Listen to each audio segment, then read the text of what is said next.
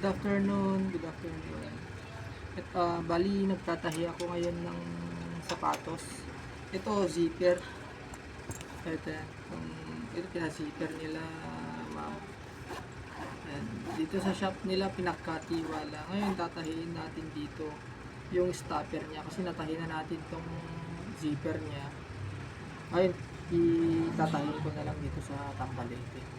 Ito kasi napalitan ng zipper sapatos. Bali yung zipper pala nito dati nasira, hindi na kasi gumagana.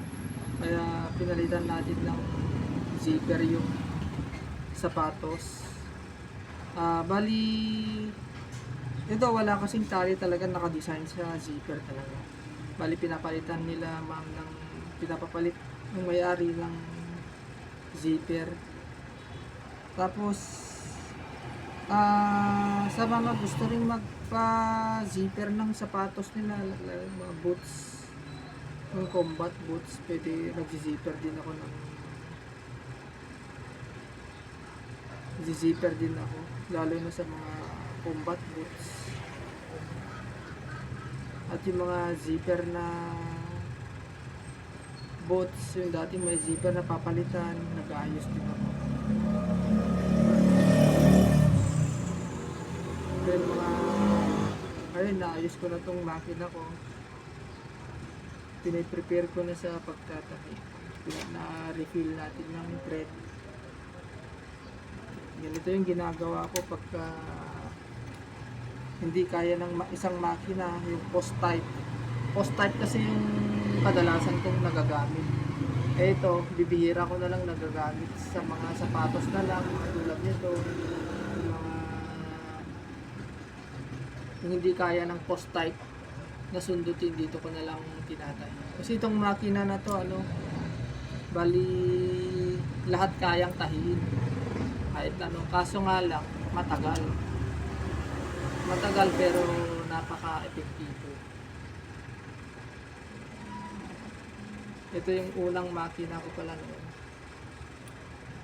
Bibihira ko na lang nagagamit kasi kadalasan yung post type na nagagamit ko.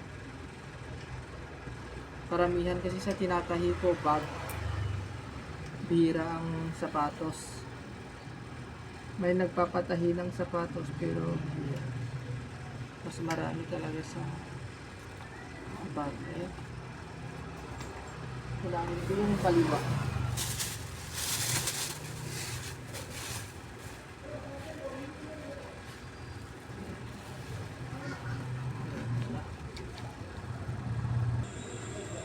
Ayan, naset ko na. Tatahiin ko na lang. Baba na.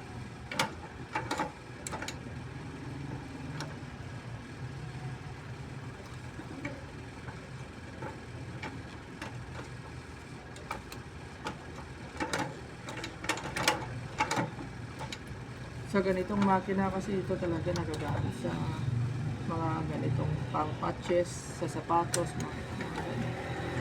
ito yung mga hindi kaya ng isa kong makina, yung post type, yung mga pinakasulok hindi na kayang abutin, hindi pumapasok yung sapatos.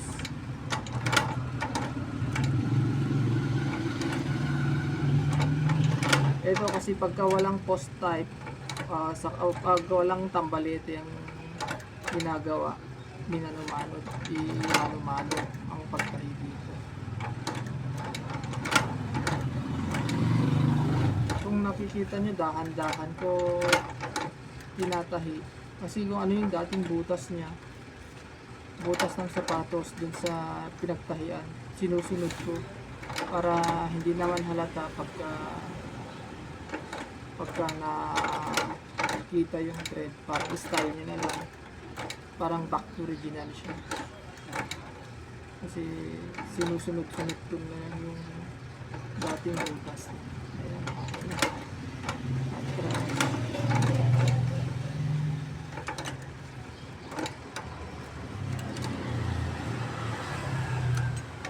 Sa ganitong pagtatahi kasi kailangan ng mahabang pasensya.